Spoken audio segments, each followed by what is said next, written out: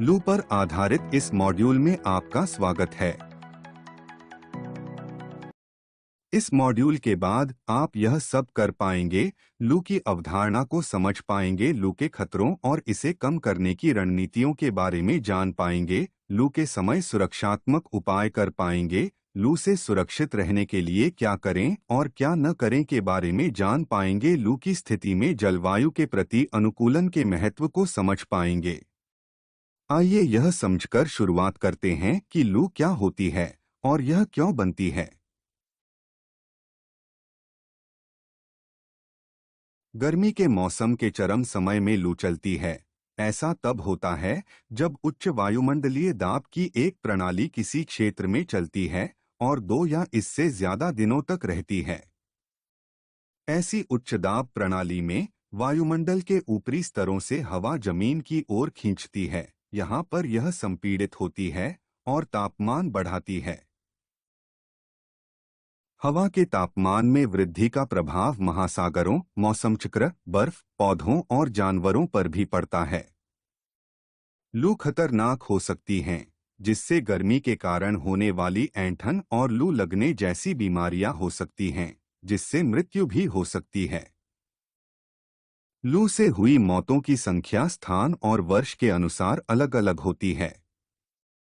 गंभीर घटनाओं में हजारों मौतें हुई हैं। 2021 में लू की वजह से 374 लोगों की मौत हुई थी।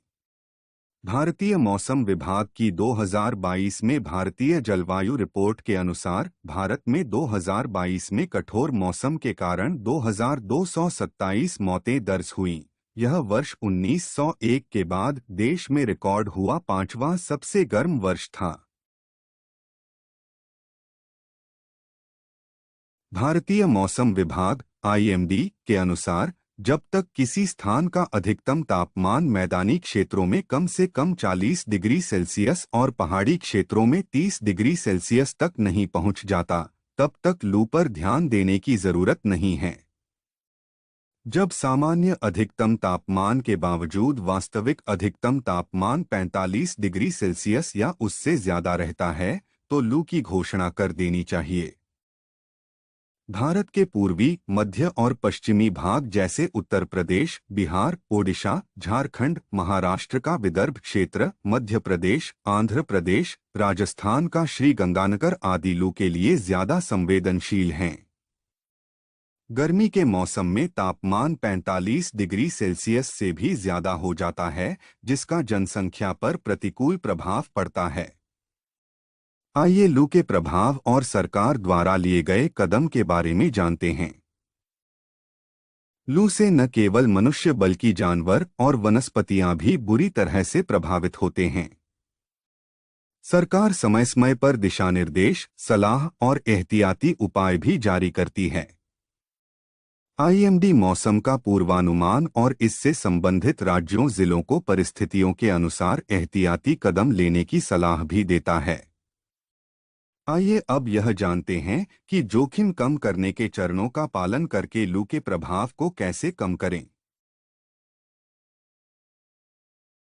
क्या आप जानते हैं कि जोखिम कम करने के चरणों का पालन करके लू के प्रभाव को कैसे कम करें? आइए मैं आपको लू का जोखिम कम करने वाले 4 कदमों के बारे में बताता हूं। प्रारंभिक चेतावनी देने की प्रणाली और अंतरेजेंसी समन्वय, चिकित्सा को अपग्रेड करना एवं प्रशासनिक उपाय, सार्वजनिक जागरूकता और सामुदायिक पहुंच। गैर सरकारी संगठनों और नागरिक समाज संगठनों के साथ सहयोग करना। इसके बारे में अधिक जानने के लिए जोखिम कम करने वाले प्रत्येक चरण पर क्लिक करें। जहां भी जरूरत पड़े वहां अस्थायी आश्रयों का निर्माण, सार्वजनिक क्षेत्रों में पानी पहुंचाने के तरीके में सुधार लाने और शरीर का तापमान कम करने के लिए दूसरे नवीन उपाय करने चाहिए। इसके अलावा पूरे दिन पर्याप्त मात्रा में पानी पीकर संपूर्ण स्वास्थ्य बनाए रखने के लिए अच्छे से हाइड्रेटेड रहना जरूरी है।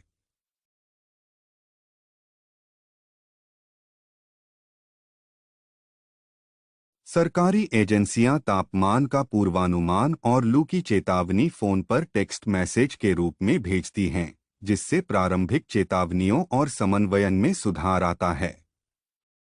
प्रारंभिक चेतावनियों को ध्यान से सुनें। घर के अंदर रहें और बाहर जाने से बचें।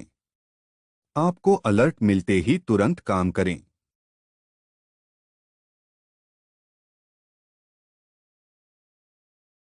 बहुत ज्यादा गर्मी होने की स्थिति में इससे बचाव के बारे में सार्वजनिक रूप से जागरूकता संदेश को इलेक्ट्रॉनिक प्रिंट के साथ साथ सोशल मीडिया और आईईसी सामग्रियों से भेजना चाहिए। डब्ल्यूएचओ द्वारा लू के लिए दी गई आईईसी सामग्री को जूम करने और देखने के लिए मैग्नीफाइंग ग्लास आइकन पर क्लिक करें।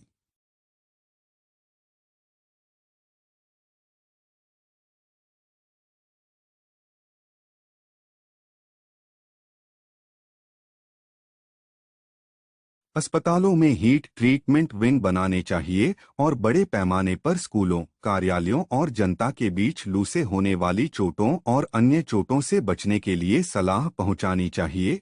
जब आपके शरीर का तापमान 40 डिग्री सेल्सियस 104 डिग्री फ़ारेनहाइट या उससे ज्यादा बढ़ जाता है तो इस स्थिति को लू लगना कहते हैं, जिससे भ्रम होने लगता है, दौरे आते हैं या व्यक्ति कोमा में चला जाता है। इससे जान का खतरा होता है। इसके लक्षणों में ज्यादा तापमान, भ्रम होना, दौरे पड़ना, बेहोशी, त्वचा लाल पड़ना, दिल की धड़कन तेज होना, सांस तेज होना आते हैं। लू लगने के उपचार में किसी ठंडी जगह पहुंचना, गीले कपड़ों से ठंडक देना, पानी से हाइड्रेट करना और तुरंत चिकित्सकीय सहायता लेना आते हैं। आइस पैक का इस्तेमाल करने से बचें।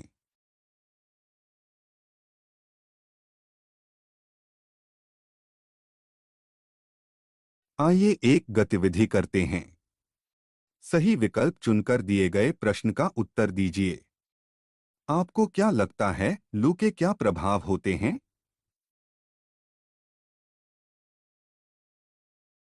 लू का शारीरिक स्वास्थ्य, मानसिक स्वास्थ्य और आर्थिक स्थितियों पर काफी प्रभाव पड़ता है। इस बारे में और ज्यादा जानने के लिए पॉइंटर को प्रत्येक प्रभाव पर ड्रैग करें। बहुत ज्यादा तापमान की स्थितियों का मानव स्वास्थ्य पर गहरा और यहां तक कि घातक प्रभाव भी पड़ता है। सामान्य से ज्यादा गर्म परिस्थितियों में रहने के कारण तेजी से ताप बढ़ने से शरीर की तापमान नियंत्रित करने की क्षमता प्रभावित होती है और इससे बीमारियां बढ़ सकती हैं। इन बीमारियों में आम तौर पर यह सब आते हैं: डिहाइड्रेशन और लू लगना, गर्मी की वजह से आई अकड़न, गर्मी से होने वाली थकावट और हृदय और श्वसन संबंधी विकार। लू के संकेत और लक्षण कुछ इस प्रकार हैं: एडेमा या थकान और बेहोश होना या बेहोशी के साथ आमतौर पर 39 डिग्री सेल्सियस या 102 डिग्री फ़ारेनहाइट से नीचे बुखार आना गर्मी के कारण होने वाली ऐंठन के लक्षण हैं।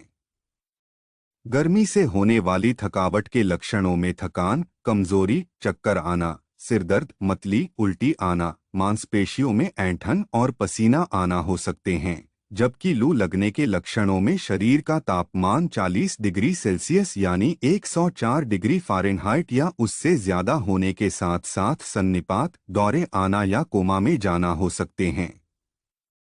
यह एक जानलेवा स्थिति हो सकती है।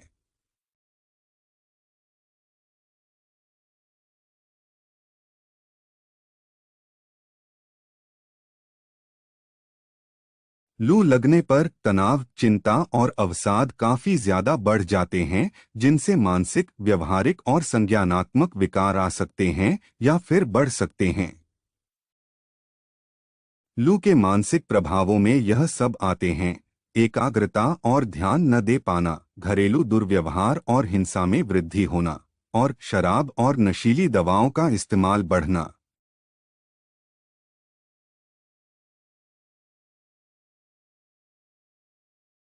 तापमान बढ़ने से जगहों को ठंडा करने की जरूरत बढ़ती है। गर्मियों के समय एयर कंडीशन के इस्तेमाल के कारण शहरी क्षेत्रों में बिजली की मांग कूलिंग लोड के साथ चरम पर होती है। कूलर और पंखों से बिजली की खपत अधिकतम हो जाती है। तापमान बहुत ज्यादा होने से यांत्रिक ठंडक और एयर कंडीशन की मांग बढ़ जाती है। इससे बिजली की खपत बढ़ जाती है, जिससे घर के औसत खर्च पर असर पड़ता है। आइए अब हम घर में लू से बचने के लिए आसान तरीके समझते हैं।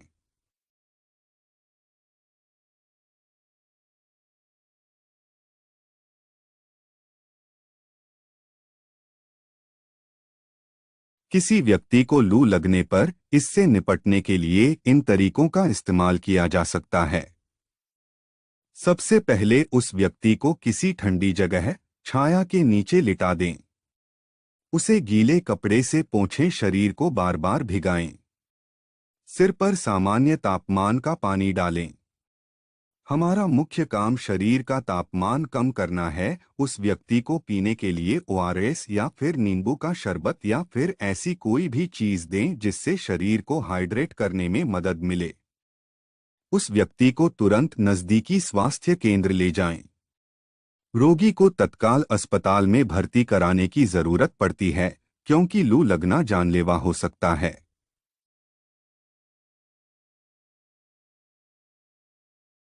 लचीली रणनीतियों को दो भागों में बांटा जा सकता है। वर्तमान में घरों में ठंडक के उपाय, जिसमें बांस, छप्पर और ताड़ के पत्तों से छत ढकना, ग्रीन नेट से छाया करना और पेंट और फिनिशिंग करना आते हैं। और नए घरों में ठंडक के उपायों में योजना बनाना और इसका अभिविन्यास, खिड़कियां लगाना और छाया करना, वर्टिकल ग्रीन और क्रीपर्स और पेरगोला और ट्रेलिस आते हैं। इसके बारे में और जानने के लिए प्रत्येक कूलिंग समाधान पर क्लिक करें।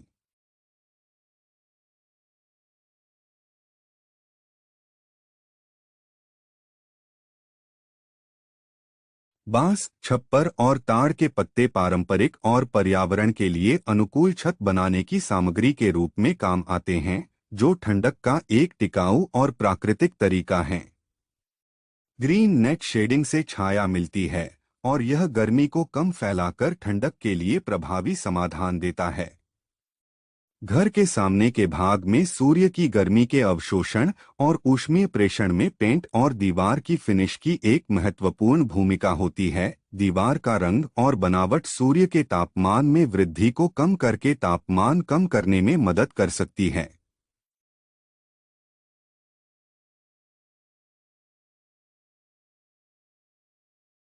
इमारत का अभिविन्यास धूप से संपर्क और हवा की दिशा को लेकर एक महत्वपूर्ण भूमिका निभाता है। अभिविन्यास इमारत के लिए एक ढांचे की तरह गर्मी के अवशोषण को प्रभावित करता है और इस प्रकार ठंडा करने की जरूरत पर प्रभाव पड़ता है। फेनेस्ट्रेशन ठीक तरीके से बनाए गए दरवाजे और खिड़कियां होते हैं, जिन्हें खोलने पर प्राकृतिक रूप से हवा का आवागमन होता रहता है। यदि हवा को अंदर जाने और बाहर निकलने के बीच एक लंबा रास्ता तय करना पड़े तो अधिक ठंडक मिलती है। छाया करने के उपकरण किसी इमारत में सूर्य के कारण बढ़ने वाली गर्मी को कम करने का एक प्रभावी तरीका है और इससे ढांचे की बाहरी सतह का तापमान कम करता है, जो गर्म जलवायु की जगहों पर आसानी से आसपास के तापमान के 10% से ज्यादा भी पहुंच सकता है। वर्टिकल ग्रीन में बहुत से गुण होते हैं। इससे छाया मिलती है, हवा की गुणवत्ता में सुधार आता है, इमारत और इसके आंतरिक तापमान को 2 डिग्री सेल्सियस से 8 डिग्री सेल्सियस तक कम करता है। पेरगोला बगीचे की एक संरचना या ढांचा होती है, जिसमें आमतौर पर ऊर्ध्वाधर खंभे या कॉलम होते हैं, जो क्रॉस बीम और एक खुली जाली या छत का सहारा देते हैं। इसे छाया करने, बाहरी स्थानों को मूर्त आकार देने और बगीचों या आंगन में सजावटी के रूप में बनाया जाता है। ट्रेलिस एक ऐसा ढांचा या संरचना है जिसमें ऊर्ध्वाधर और क्षैतिज पट्टियों या स्लैट की एक श्रृंखला होती है, जो अक्सर लकड़ी या धातु से बनी होती है, जिसका इस्तेमाल बगीचों में चढ़ने वाले पौधों और लताओं को सहारा देने या बाहरी जगहों में सजावट के रूप में होता है।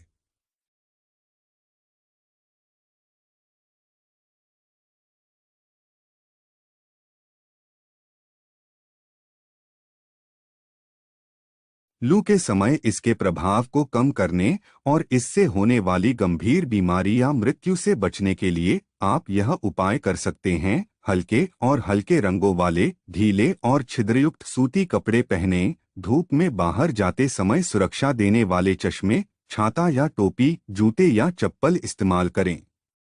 पर्याप्त मात्रा में जितना हो सके पानी पिएं, भले ही प्यास न हो।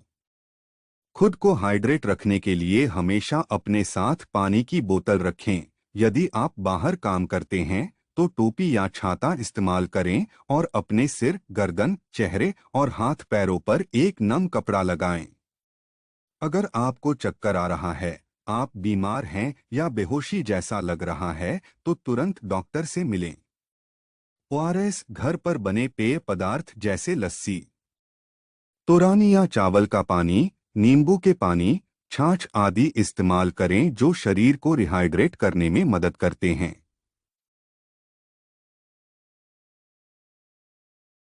खासकर दोपहर 12 बजे से 3 बजे के बीच धूप में बाहर जाने से बचें। अगर बाहर का तापमान ज्यादा हो तो ज्यादा शारीरिक श्रम वाले कामों से बचें। दोपहर 12 बजे से 3 बजे के बीच बाहर काम करने से बचें। शराब, चाय, कॉफी और कार्बोनेटेड शीतल पेय से बचें जो शरीर को डिहाइड्रेट करते हैं। स्वयंसेवक किसी भी एजेंसी के लिए समुदाय का केंद्र हो सकते हैं। स्वयंसेवक सरकार की सलाह को फैलाने के लिए एक संदेशवाहक का काम कर सकते हैं और चेतावनियां दे सकते हैं। स्वयंसेवक प्रभावित क्षेत्र से लोगों को निकालने में मदद कर सकते हैं। स्वयंसेवक विभिन्न सेवाओं के लिए राहत शिविरों में काम कर सकते हैं। स्वयंसेवक काम की चीजों को बहाल करने में सरकार की मदद कर सकते हैं।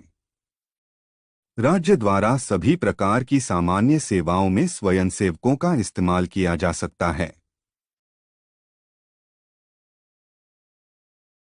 चलिए लू से सुरक्षा के बारे में बात करते हैं। दोपहर 12 बजे से 3 बजे तक धूप से बचें, नियमित रूप से पानी पिएं और हल्के, ढीले कपड़े पहनें। चश्मे, छाते और उचित जूते इस्तेमाल करें।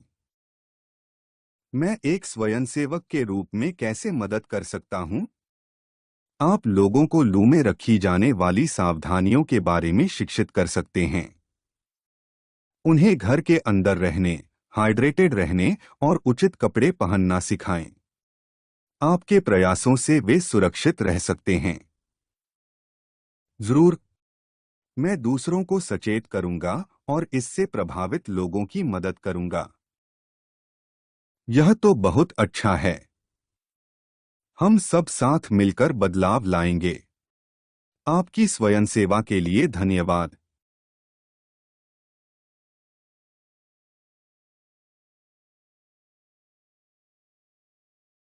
लू लगने की स्थिति में आपातकालीन किट में इस्तेमाल होने वाली वस्तुओं की सूची में यह सब आते हैं: पानी की बोतल, छाता या हैट या केप या हेड कवर, हैंड टॉवेल, हाथ का पंखा और इलेक्ट्रोलाइट, ग्लूकोज, ओरल रिहाइड्रेशन।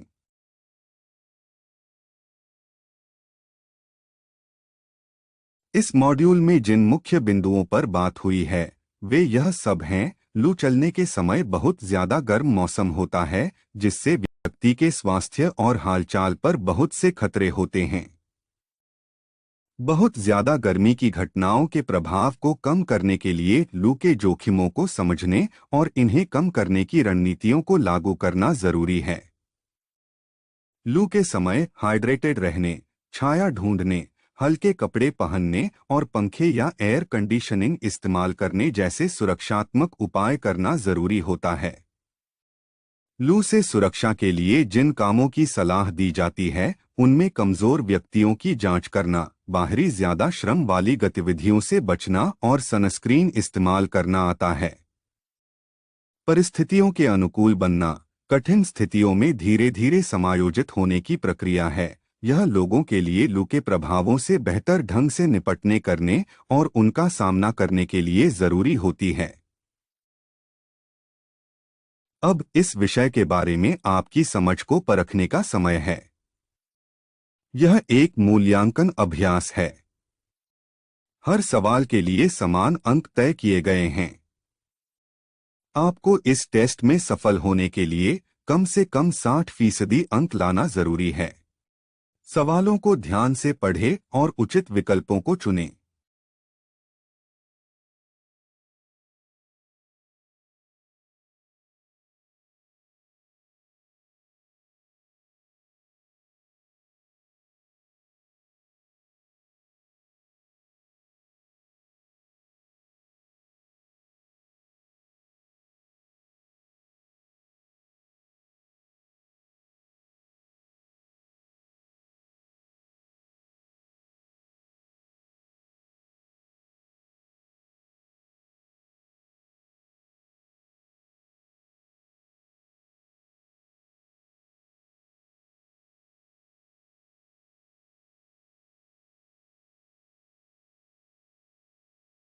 बधाई हो, आपने उष्ण लहर मॉड्यूल सफलतापूर्वक पूरा कर लिया है। आप वापस जा सकते हैं और ऐसी किसी भी चीज की जांच कर सकते हैं जिसके बारे में आप अनिश्चित हैं।